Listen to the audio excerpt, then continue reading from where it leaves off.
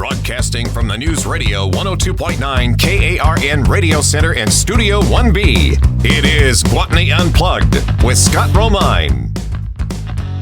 Hey, Scott Romine here. Hope you're having a fantastic Saturday. Just so excited about our guest on the show today. Rick Hurst. He's an actor who's been in tons of movies and TV shows. You may know him best as Deputy Cletus Hogg on the greatest television show ever produced. Of course, I'm talking about the Dukes of Hazzard. How are you, Mr. Hurst? Well, after that introduction, I feel much better. Well, I mean, I thought cameras were invented to film the Dukes of Hazzard as far as I was concerned. Right. Man, that was it back in the day. You know, still is to me. Yes, sir. I agree with you. We are... Every one of us on the cast has always been just felt so lucky so that we got to be on that show. I mean, my goodness, how many actors, first of all, get to have a job that lasts more than a week, and second of all, get to be on a series that, you know, has lasted for 40 years. It's part of Americana. You know, before we get into talk about Dukes and whatnot, I want to ask you, because it's so timely, you have lost a friend, Kelly Preston. That was John Travolta's wife, and I understand you knew her. Indeed. She was a very, very good friend. She had been over here to my house several times. I was married to my wife, Shelley.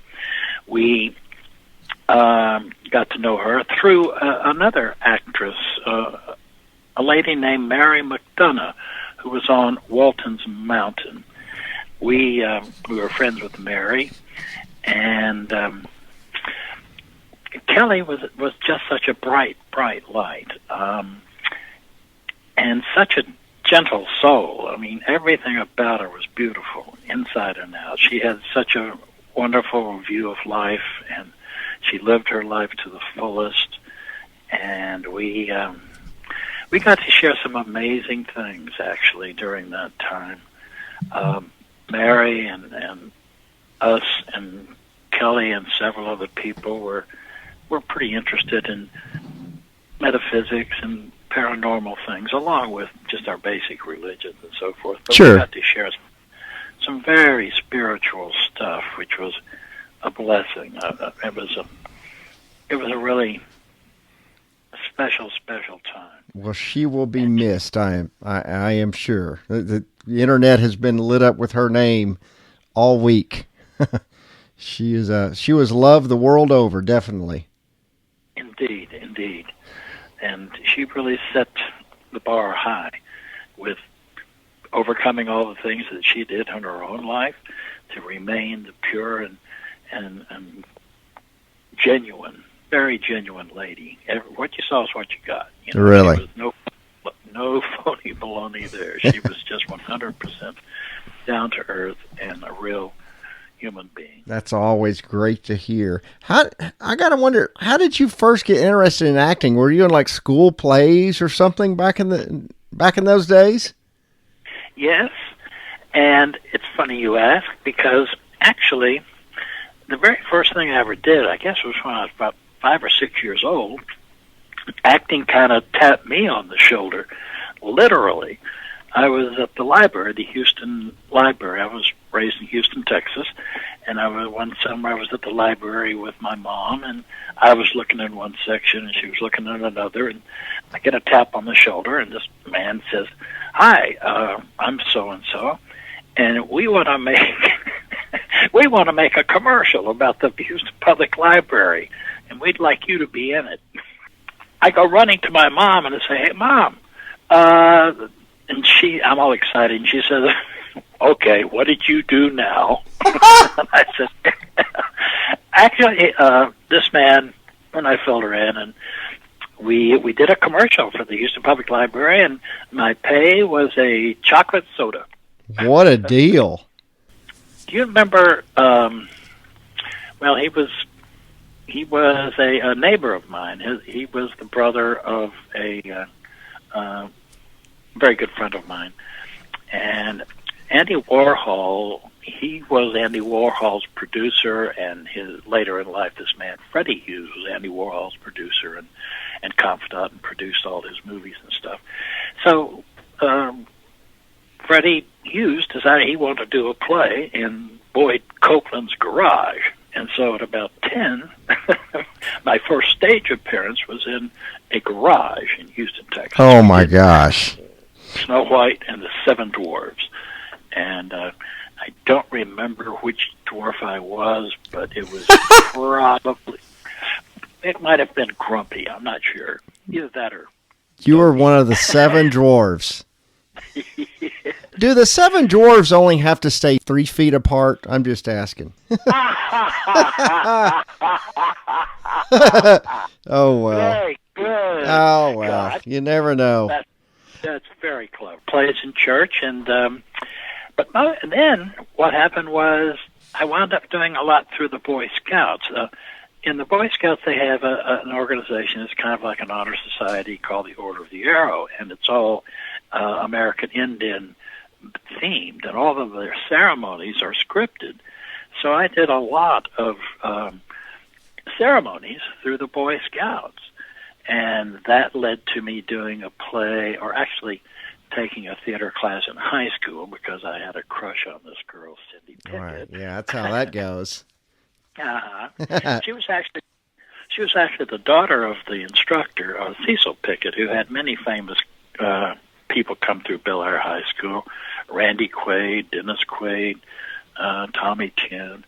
And ironically, Cindy Pickett wound up out here, and not too long ago did a guest star on that TV show Medium, in which my son Ryan was also in it. It is a small world, isn't it? We're talking with Rick Hurst. He played Cletus on the Dukes of Hazzard.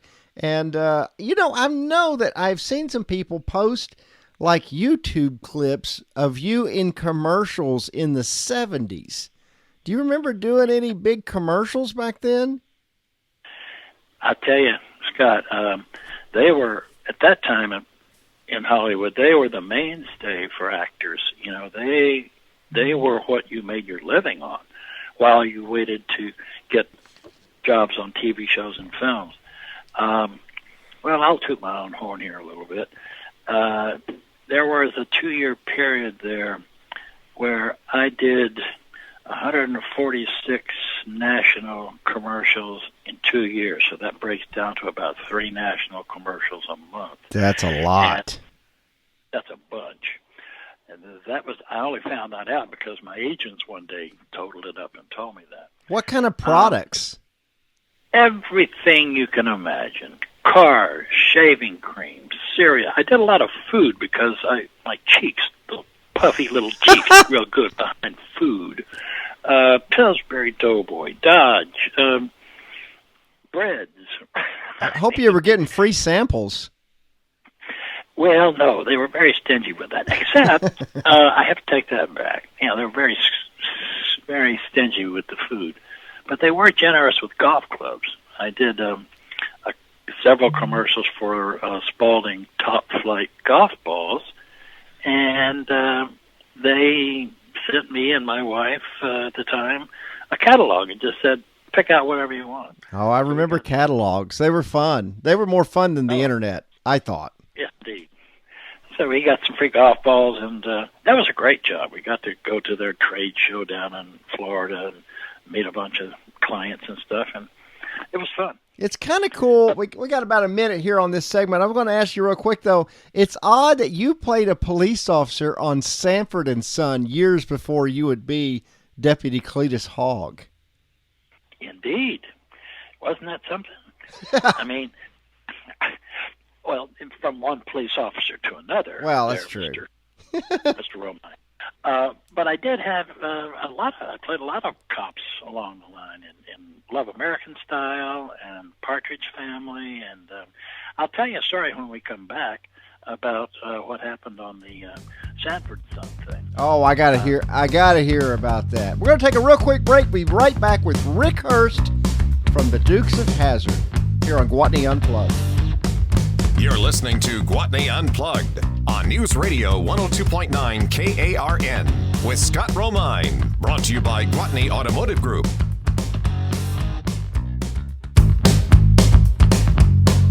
You're listening to Gwatney Unplugged on News Radio 102.9 KARN with Scott Romine. Brought to you by Gwatney Automotive Group.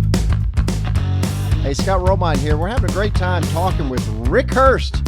He played Cletus on the Dukes of Hazzard, and he was on all kind of shows in the 70s and 80s. You were talking about playing police officers prior to playing Cletus Hogg. True. I played police officers in commercials, too. We were talking about commercials earlier. I did a lot of, I did quite a few police officers in those.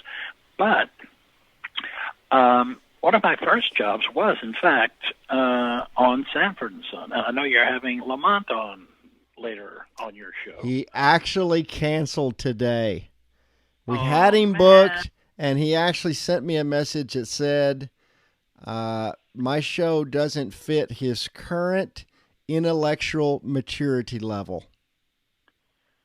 Oh. And I wanted to just respond and put, "You big dummy." So, you know, I sure appreciate you coming on the show, but I guess I'm just not intellectually not all there. I don't know. You know, I'm just trying to have fun on the radio. Well, my stars, I'm ashamed to say I do get intellectually stimulated by talking to you. You know, I know, maybe right? Ballpark, easily entertained. Indeed. Was it kind of like nerve-wracking being kind of an unknown starting out, and you're going on Doris Day and all these big shows? I'd be nervous about that. Well, yes and no. At the beginning, yes, you have to learn how a film set works, and that can be a little, there's a learning curve involved there. You have to learn, you know, what to do and what not to do and those kind of things, because most of my experience up until coming out here was on stage, and that's where you learn to act, but out here, you have to learn how to film. So it's that was a learning curve. But about Sanford and Son, what was propitious about that experience early on was that it was directed by a man named John Rich. A genius with comedy directing. He had directed the Dick Van Dyke Show. He had directed All in the Family. And he happened to direct the episode of Sanford and Son that I was on. And then, years later, he cast me in a show called On the Rocks, where instead of playing a police officer, I played a convict. There you go. That's well-rounded. Yes. And he was a great guy. He was a mentor for me out here. In fact, On the Rocks was actually a British import from a show that had been hitting in Britain and England called Grey Bar Hotel.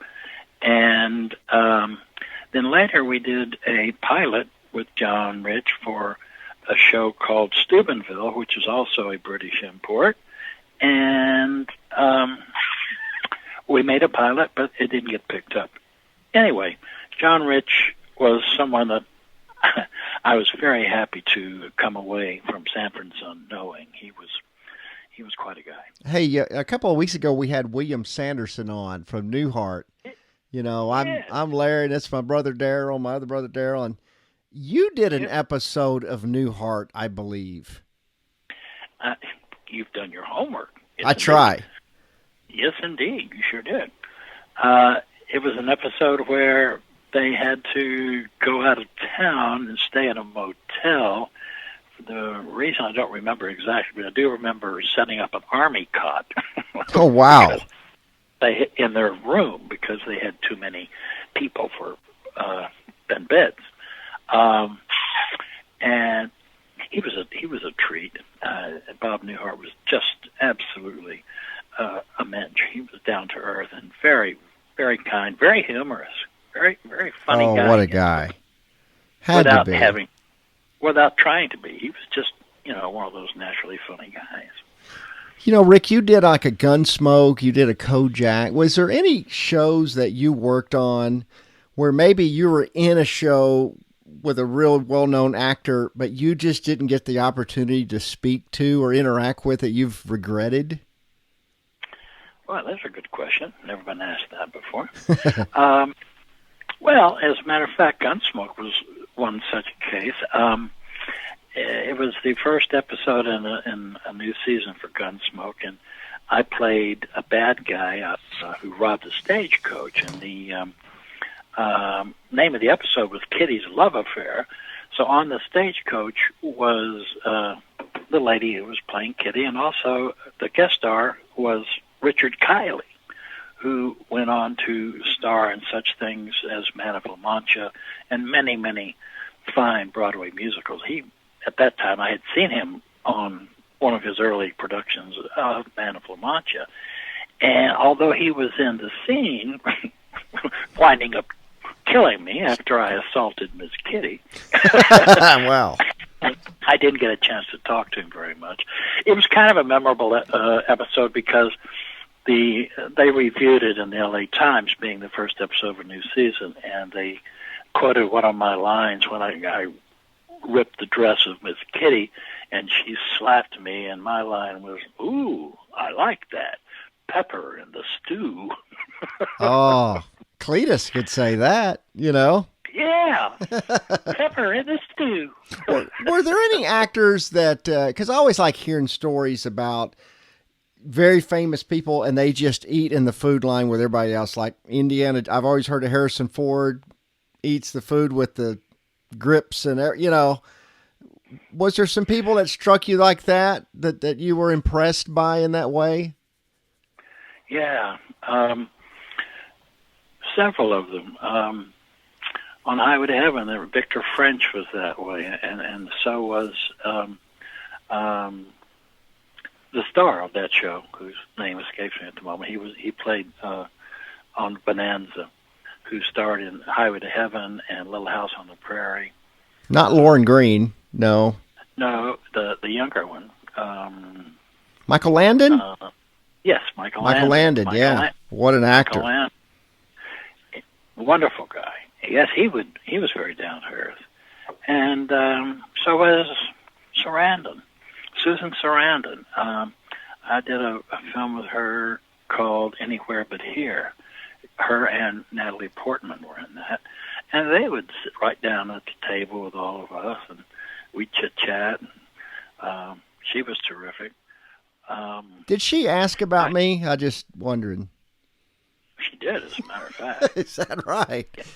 And she kind of raised her eyebrow when she asked. Yeah, yeah. You want to tell us about that? Yeah, well, Star Wars nerd, you know. Well, here's a little anecdote about Susan Sarandon. We had the rights for a long time to do the story of Elizabeth Kubler-Ross, who is the psychologist, the psychiatrist, actually, that defined the 5 stages of loss: anger, grief, denial, bargaining, and acceptance. Yeah, everybody kind of knows that. Yeah. Yeah, so she was a very close friend, a very, very dear friend. And for a long time we were trying to make a movie about her life, and Susan Sarandon wanted to play her. So we're out in Arizona where Elizabeth lived, and Susan came out to visit, and we had a great time. And then taking Susan back to her hotel, she was on the phone with her younger son. At that time, it was probably, 7, 8, something like that. And part of the conversation I heard was, "Oh, no, honey, no. Whoops." She said, "Oh, honey, no, they're just kidding. They couldn't sell Mountain Dew if it made your penis fall off." He had heard that somewhere. Yeah, from his brother. I have a question. What's that? I have a quick question. Sure. How come we're unplugged? Yeah, I don't know. Why aren't we plugged? Yeah, we're unplugged. I guess it's kind of an MTV catchy type thing. Remember MTV Unplugged? Tell us about Lee Majors, because I think you did a $6 Million Man, and that was one of his big shows. Yes. And about a year ago, I ran into Lee Really? Majors, and we were at a autograph show in Knoxville, Tennessee, and he was there along with another very close friend of mine, Burt Reynolds. Burt was a very close friend of mine, and Lee Majors was a nice guy. We didn't know each other that well, but we did talk about the episode that I was on. I was playing a bad guy, and what I remember about that episode was the director's named Noam Pitlick, who I had worked for in commercials before. And in one scene, I'm supposed to be guarding the entrance to this cave or some hangout. So they turn the camera on, and I'm walking back and forth. And the director, his direction to me was, okay, guarding, walking, guarding.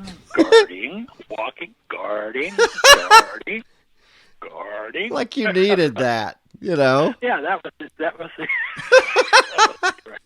You're breathing, okay, and you're breathing. Right. Breathing. You're breathing. Guarding. Lee Majors and his lovely wife now live in Houston, Texas, and we talked about that. He plays golf at a course I know there in Houston, and it was a nice reunion. Good to see. It was not a particularly large feather in my cap. At the time it was, because it was a great show, and it still is. But it was... I did get to play a bad guy, which is fun. I didn't get to play a whole lot of bad guys. Yeah, well, it's fun that you got to play a cop and a bad guy. You got to do both from time to time, right. You know. You worked with the big guy. I got to ask you about Clint Eastwood, because you're in Line of Fire. True. That was another. It was one of the only jobs I didn't have to audition for. It was funny because my downstairs neighbor in my condominium here was named a fellow named Jeffrey Apple, who wrote and produced that. And one summer day, we were just bobbing around in the pool out here, and I said, Jeffrey, so what have you been up to? And he said, well, I'm doing a picture with Clint Eastwood. I said, whoa. That's really? A big deal. Absolutely. I said, well, you got anything for me in it? He said, yeah, I think I got something you could do while we're bobbing in the pool. He said, yeah, there's a bartender in the scene that we need. And so I showed up, and I got to meet Clint, who is very, very low-key. A lovely, lovely man. But, man, you have to listen hard, because he whispers even when he's not on screen. You know, really? When you're talking to him in person, it's kind of like this. It's kind of, if I were older, I would have probably gone, huh? What'd you say? What? Yeah, exactly. Do you feel lucky, punk? Yeah. Yeah. Oh, I love Clint Eastwood. Oh, there was something on Facebook, though. Did you see the one on Facebook with a picture of him pointing the gun at the bad guy, Andrew Johnson, and with a mask on, saying, so, punk, you got to ask yourself, am I standing 6 feet or 5 feet away? Would you believe I actually made that? Did you? I'm the guy that actually photoshopped. If you go in there really close, you'll see my S. Romine real small. I actually photoshopped that the other guy and put it out there. It's kind of taken off. Well, I shared it. I spun it all around. That's fantastic. All over the place. You worked on a... What's that? He was great. I'm sure. You made a movie that my sisters just wore this thing out in the 80s called Cat from Outer Space. Oh, my goodness. They would watching that thing all that and The Navigator. And how did you come to be in that thing? I love you're pulling up all these obscure things that America Oh, has. it's not obscure to me. Man, I know it. What I'm... Oh, it was a Disney film. It was a Disney movie. It sure was. And that in itself was a coup because, getting to be in a Disney Oh, yeah, that's a big movie deal. is difficult. That actually came about just by auditioning, and I think my good friend, either Ronnie Shell and or McLean Stevenson, put in a good word for me. And we shot at night out at Encino, which was not too far from where I lived at the time. And Ronnie Shell was the voice of the cat, and McLean played another role. But it was strictly a go in and audition and wait for him to call. And it's based on a true story. I understand. Yeah. I mean, who knew? Yeah. With a slight adjustment. Right. It was. I think it actually was a squirrel from outer space. They changed it to a cat. Yeah, that's what it was. They changed it. Hey, Rick, was there a chance that maybe you could have become a recurring character on MASH? Because you did more than one. You were like a sergeant or a lieutenant or something. That's true. And it's funny you bring that up. Yesterday, I spoke to Tom Wopat, and he was cooking a pork chop on his backyard, and he said, "Hey, you're on MASH." I said, "Yeah." I said, "Spoiler alert." He said, "You're playing a lawyer." I said, "Well, spoiler alert. I'm a fake lawyer." Ah. No, I think it was just what happened was, again, it was a go and audition and wait to hear.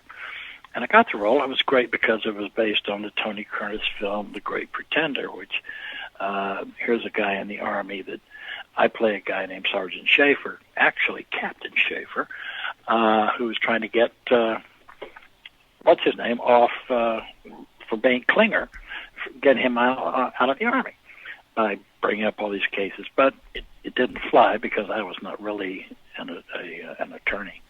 And what they did was they took that, it was in an episode, 2 episodes called Fade In and Fade Out, when McLean left and David Ogden Stiers came in to be the thing.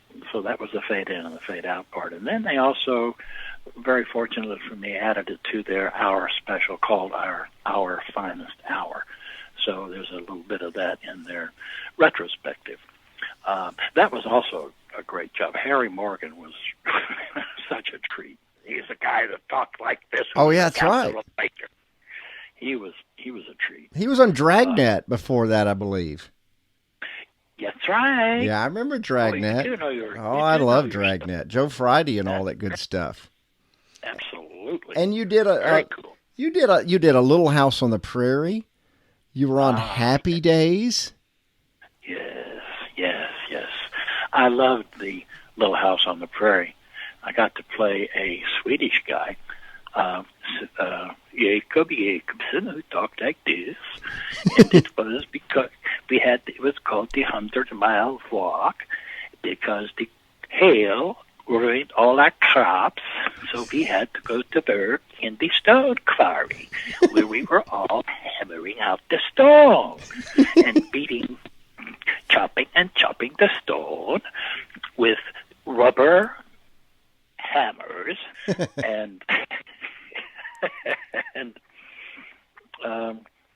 that was fun, and it was a treat to work with Michael Landon. In fact, he went on the Tonight Show with a clip from that episode, showing him hitting me on the head with this rubber sledgehammer. Oh, how are you going to beat that? Michael Landon on Carson or whatever, showing a clip of you. Right. It gets no better than that. Music. Yeah. Hey, we're talking with Rick Hurst. We'll be right back here on Guatney Unplugged. Talk about the Dukes of Hazzard next. Yeehaw! Broadcasting from the News Radio 102.9 KARN Radio Center and Studio 1B, it is Guatney Unplugged with Scott Romine. Ooh, it's your Sheriff Rush. Go, Beagle Train. Ooh, I'm with the Hazzard County Sheriff's Department, and we've been defunded, so Cletus, we can only pay you 50% of 50% of 50%. Yes. Yeah, I'm a hot pursuit after those scoundrels that defunded us here. That show will never die. Oh, yeah, it'll never go away. That is part of Americana. How does it feel knowing that you are an action figure? Very strange, very, very strange experience, I have to say.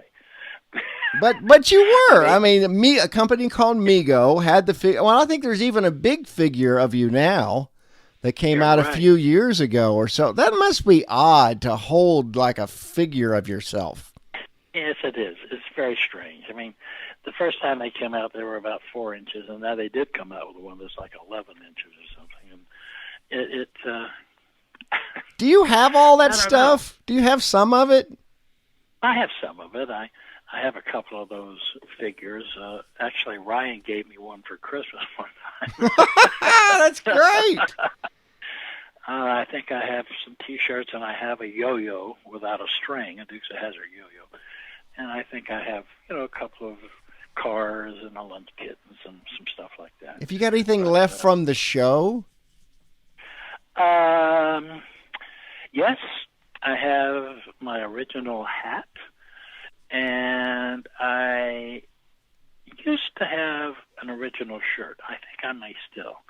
And those are the only things I really had that I took away from the show. Doesn't it blow you away how these Dukes... I mean, Star Trek and Star Wars is big, but they don't wreck cars and all this stuff for thousands of people. You know what I mean? I mean, it's amazing how big this thing has continued to be. It truly is, Scott. I mean, it really is unimaginable. It's a blessing, and it's manna from heaven. I thank God all the time for getting to be on this thing. But you're right. It's, the stunt guys were the heroes of the show, and all of us in the cast knew that the first star on the show was the General Lee. So, I've always heard that Searle showed up to the set in an old dirty brown jacket every day in a Volkswagen Beetle, and that when he went on personal appearances, he stayed in character the entire time.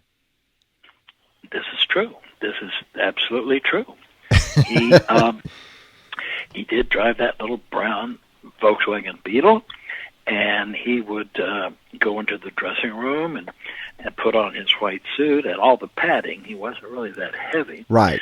And of course, when he was on personal appearances, he did stay in character the whole time. But the funny thing was, if there were people waiting for get an autograph on the set, he would do that while he was in costume, and then he would disappear into his dressing room and come out much thinner and with a hat on and some glasses and walk right by people. They wouldn't know who he was. Were you familiar with the show or a fan of the show before you got on the show? I had seen a couple episodes. Yeah, I had. I had seen a couple episodes. And it was, of course, back then we had no clue that it was going to turn out to be what it was.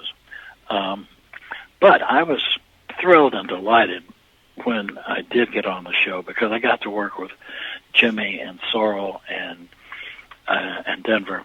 And the first day I was ever on the show, the first thing we shot was the scene where Sorrel and Jimmy Best and I are passing this bag of money around back and forth from each other. We didn't want to, handle it because it's hot. It's like illegal cash or something. And at that very moment, while we're passing this money back and forth, we were improvising, and I could tell, whoa, this chemistry is outstanding. These guys know the jokes. They are such consummate professionals that it was like playing in a jazz trio. It was just boom, boom, boom, and we went on to play off each other for years. And you probably didn't get to improv that much on these other shows. Right. No, not so much. Not so much. So are you gonna write a book? Because that's what we really want you to do, is write a book about this stuff. There's already plenty of books out there. Jimmy's got his book out there, Best in Hollywood. Oh yeah. Ben Jones has his book out there, Redneck Boy in the Promised Land. What I'll hope to put out one day, I've kind of been working on. It does include some stories and things, but what I've been working on is, some short little essays and some poems. So one of these days I might surprise people and come out with a book of poetry. You've got to do it. I want to ask you, you've got two sons, Colin and Ryan, and Ryan has been all over the place here recently. Kind of tell us about your boys. Thank you for asking. Yeah, they're both doing very well, thank you. Been blessed. They're two just terrific, great kids. Ryan is 44, and his mom, my first wife, is an acting coach and has had many famous people in her classes, Kelly Preston being one of them. Kelly Preston was a student of my wife, Candy. And Ryan, instead of going to summer camp in the summer, he would go to acting class with his mom. And whenever the actor is working on stage, they need somebody off stage to say the other lines of the scene that they're working on. So Ryan would be that person. So Ryan kind of grew up in acting classes and then went on in high school to do write and direct and be in plays. He did a terrific version of what's the guy with the big nose? Why am I forgetting his name? Humpty Hump. Anyway. No, that's not the it. classical. No, there's something wrong with me. Anyway, I'm sorry. Anyway, go ahead. He's doing great. He has done Sons of Anarchy. Kind of put him on the map. He had done Saving Private Ryan. That was a pretty big deal. Yes, it was. And he had got to spend some time with Steven Spielberg on the set after he worked. In fact, I have a picture of him.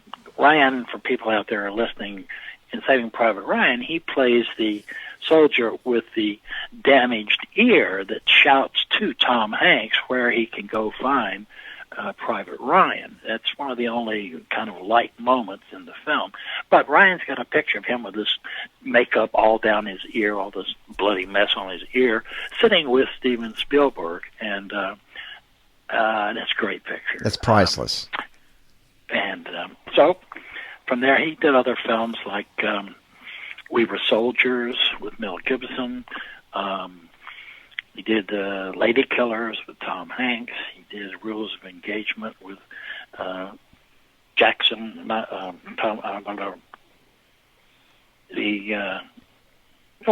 famous actor. Sure. The black gentleman named, and he also did, he did so many films besides his television shows. But recently, more recently, a few years back, he was on a show called Sons of Anarchy, playing a motorcycle guy. Oh, yeah. And then he went on recently to do a couple of seasons of The Walking Dead, where he played a bad guy in a big mask and a suit and stuff. Beta. Beta. Yeah. That's right. Beta. Oh, yeah. I've seen him.